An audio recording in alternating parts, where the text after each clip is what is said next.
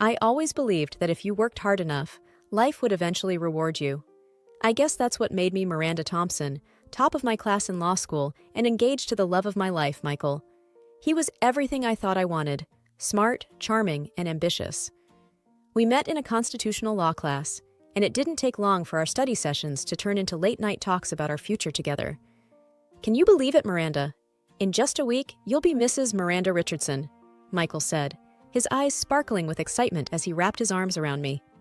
I laughed, leaning into his embrace. "I still can't believe you convinced me to take your last name, but yes, I can't wait." But beneath the surface of our perfect little world, there were cracks. My mom, Linda, remarried when I was just a toddler, and my stepdad, Greg, was the only father figure I knew. My biological dad, Dr. James Thompson, was a big shot in the medical world, but just a shadow in my life. We talked occasionally, and he sent gifts on my birthdays, but that was it. Mom made it clear she didn't want him around, and I never pushed it. As the wedding day approached, I couldn't help but feel a pang of sadness that he wouldn't be there. "You okay, honey?" my mom asked, noticing my distant look as we went over the seating chart. "Yeah, I wish Dad could be here," I admitted, referring to my biological father. Linda sighed, her expression hardening. "Miranda, we've been over this. Your stepfather has been more of a dad to you than James ever was. Let's not ruin your big day by bringing up the past." I nodded, not wanting to argue. It was easier that way. My stepsister Sarah was the complete opposite of me. At 20, she was the wild child, always seeking attention, especially from Greg and Mom. They doted on her, and I often felt like an afterthought. "Are you seriously still moping about Daddy not coming? Grow up, Miranda," Sarah chided, rolling her eyes as she walked into the room. "Sarah, that's enough," Linda scolded, but her tone was gentle, almost indulgent. The day before the wedding, the tension was palpable. Michael seemed distant, and Sarah was unusually smug. I tried to shake off the feeling that something was off. "Hey, are you sure you're okay?" I asked Michael as we were setting up the venue. He forced a smile. "Just pre-wedding jitters, babe. Everything's going to be perfect." I wanted to believe him, but something in the pit of my stomach told me otherwise. I wish I had listened to that feeling. The day I had been dreaming of since I was a little girl had finally arrived. The sun was shining, the birds were singing, and everything seemed perfect.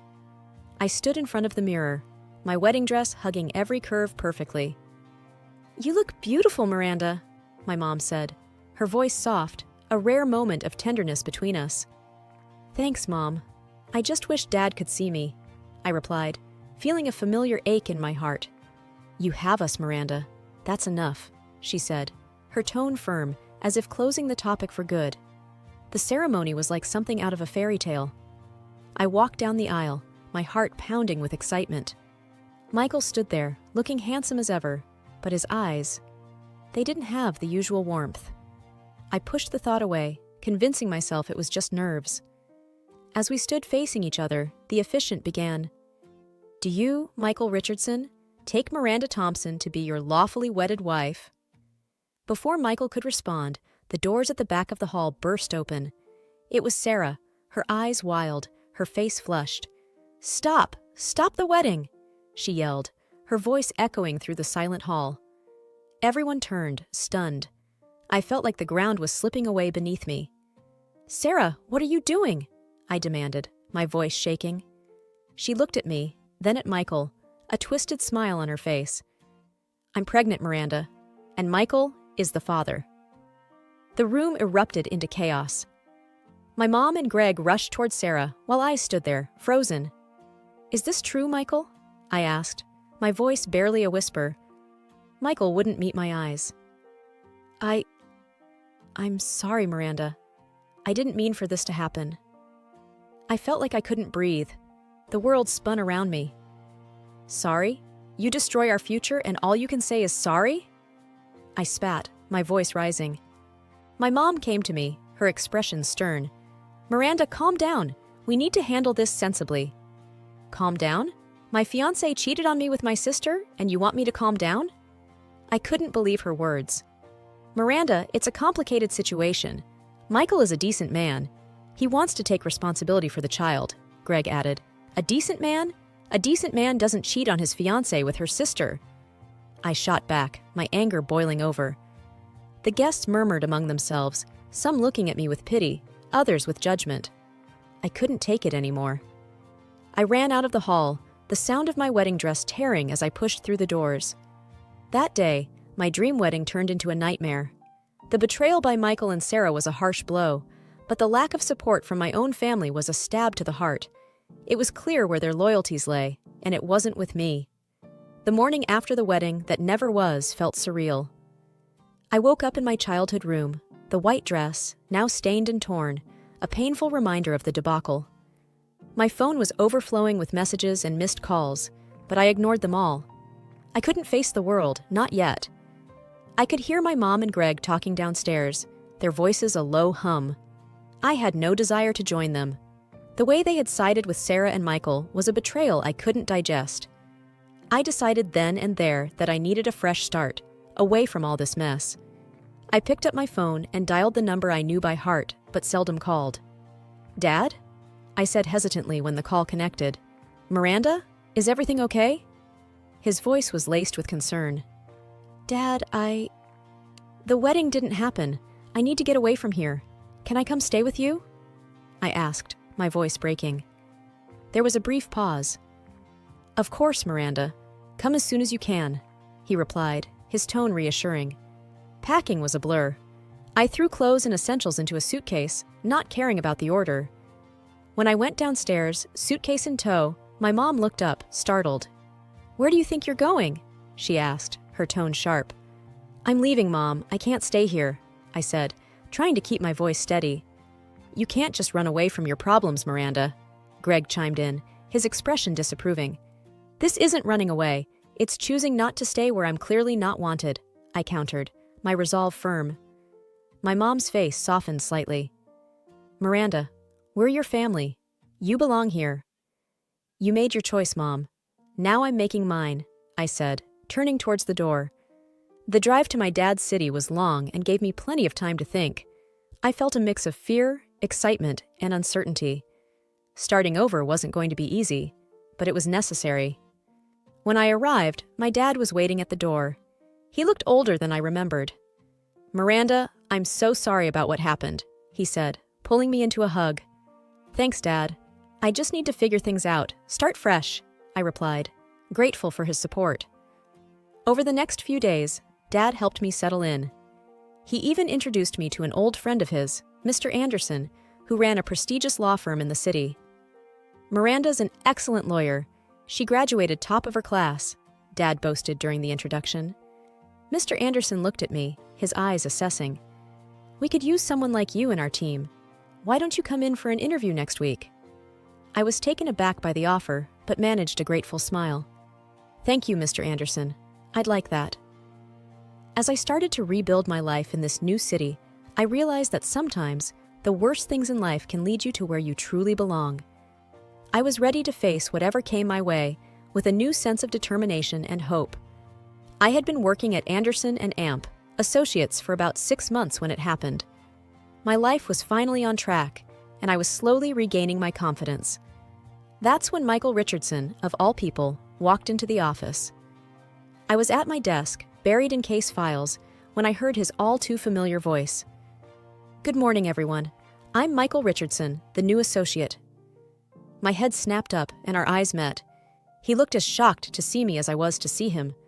The room suddenly felt too small, the air too thick. "What are you doing here?" I asked, my voice barely above a whisper. Michael cleared his throat, regaining his composure. "I was hired last week. I didn't know you worked here." Mr. Anderson, oblivious to the tension, clapped a hand on Michael's shoulder. "Miranda, meet Michael, our new star. You two should get along well, both top of your classes." I forced a smile, feeling like I was going to be sick. "Nice to meet you, Michael," I lied. As the days went by, working with Michael became my new reality. I avoided him as much as possible, but it was hard in the small office space. Then, one day, he cornered me in the break room. "Miranda, we need to talk," he said, his tone serious. "There's nothing to talk about," I replied, trying to move past him. He blocked my way. "Please, hear me out. I'm sorry for everything." "Sorry doesn't change what happened, Michael. You ruined everything," I said, my voice rising. "I know, and I regret it every day. But you need to know, Sarah lost the baby because of the stress from the wedding. She can't have children now." "That's on you," he accused. I stared at him, incredulous. "On me? You cheat on me, and somehow it's my fault? You're unbelievable." Michael's face hardened. "You could have handled it better. You didn't have to run away." I laughed bitterly. "Handled it better? You destroyed my life, Michael. You and Sarah. Don't you dare put that on me." He opened his mouth to respond, but I didn't want to hear it. I pushed past him and left the room. The nerve of him, blaming me for his and Sarah's actions. It was like a slap in the face, a reminder of the pain and humiliation I had gone through. As I sat back at my desk, trying to calm my racing heart, I realized this was just the beginning. Working with Michael was going to be a challenge, but I was determined not to let him get to me. I had come too far to be dragged down by his guilt and manipulations. The annual corporate party at Anderson and Amp Associates was something I had been looking forward to, a chance to let loose and celebrate our hard work. That was until I found out Michael and his sister Sarah would be there. I had managed to avoid Sarah since the disaster of a wedding, and the thought of facing her now twisted my stomach into knots. I arrived at the party dressed in a simple but elegant black dress, hoping to blend into the background. The atmosphere was lively, with music playing and colleagues laughing. I was grabbing a drink when I heard a familiar, grating voice. "Well, well, if it isn't the runaway bride," Sarah sneered, sidling up to me with a glass of champagne in her hand. I took a deep breath, trying to keep my composure. "What are you doing here, Sarah?" "Oh, Michael invited me. After all, I am family," she said, her eyes scanning me up and down. I clenched my jaw. "I'm not going to let you ruin this night for me." Sarah laughed, a cruel, mocking sound. "I already ruined your life, didn't I? Or should I say, you ruined it yourself with your little tantrum." Before I could respond, Michael joined us, his expression tense. "Sarah, let's not do this here." "Oh, come on, Michael. Let's see if Miranda can handle the truth for once," Sarah taunted. Michael turned to me, his eyes cold. "You should leave, Miranda. You're not wanted here." I stared at him in disbelief. "You can't be serious. This is my workplace. I have every right to be here." Sarah smirked. "Look at you, playing the victim as always. You're pathetic, Miranda." My anger boiled over. "I am not the one who slept with my sister's fiance. I am not the one who lied and manipulated people. You are the pathetic ones." Michael stepped closer, his voice a low growl. "You need to watch your mouth, Miranda. You're walking on thin ice." I met his gaze, unflinching. "I'm not afraid of you, Michael, or my twisted sister." Just then, Mr. Anderson appeared, sensing the tension. "Is everything all right here?" he asked, looking between us. I took a deep breath, trying to calm my racing heart. "Yes, Mr. Anderson, everything is fine. I was just leaving." As I walked away, I could feel their eyes on my back, but I held my head high. I wouldn't let them see how much they affected me. I wouldn't give them that satisfaction. That night, as I lay in bed, I realized that this was far from over. Michael and Sarah were determined to make my life difficult, but I was just as determined to stand my ground. I wouldn't let them break me, not again. The atmosphere in the team was tense. I felt the stares of my colleagues, heard their whispers, which became quieter as I passed by. Michael tried to tell everyone his version of events. It was painful, because I am a victim of that story, and from his words, I turned into a sophisticated sadist, because of which my sister suffered. My boss, Mr. Anderson, supported me, and that was the most important thing. Without his support, I would not have been able to work in such a toxic atmosphere. The only one who didn't know about all this was my father, but that dinner changed everything. Halfway through the meal, my dad, sensing my discomfort, quietly asked, "Miranda, you seem troubled. What's on your mind?" I hesitated, not sure if I should bring it up, but I needed answers. "It's about Sarah and Michael," I began, my voice low.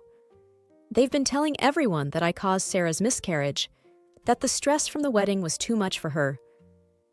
Dad's expression changed, a mix of concern and something else, hesitation maybe. Miranda, as a doctor, I'm bound by medical ethics, but you're my daughter, and you deserve the truth. I leaned in, my heart pounding. What truth, Dad? He took a deep breath. Sarah came to me a while back. She was having trouble getting pregnant. But Miranda, she didn't have a miscarriage. She had an abortion. She chose to end the pregnancy herself. The words hit me like a physical blow. An abortion? But why would she lie about that? Dad shook his head, his expression pained. I don't know, Miranda, but she was very clear about her decision. The room seemed to spin around me. Sarah's lies, the deceit, it was deeper than I ever imagined. I felt a surge of anger, not just at her, but at myself for believing her, for letting her words hurt me. I excused myself from the table, my mind racing. I couldn't confront Sarah or Michael, not yet. I needed a plan, a way to expose her lies without causing more drama. It had to be cunning, something that would reveal the truth in a way they couldn't deny. As I drove back home, ideas started to form in my mind. Sarah had played us all for fools, but I wasn't going to let her get away with it. It was time to turn the tables. Armed with the truth about Sarah, I knew I had to act smart. I couldn't just blurt out what I knew. It needed to be strategic, undeniable.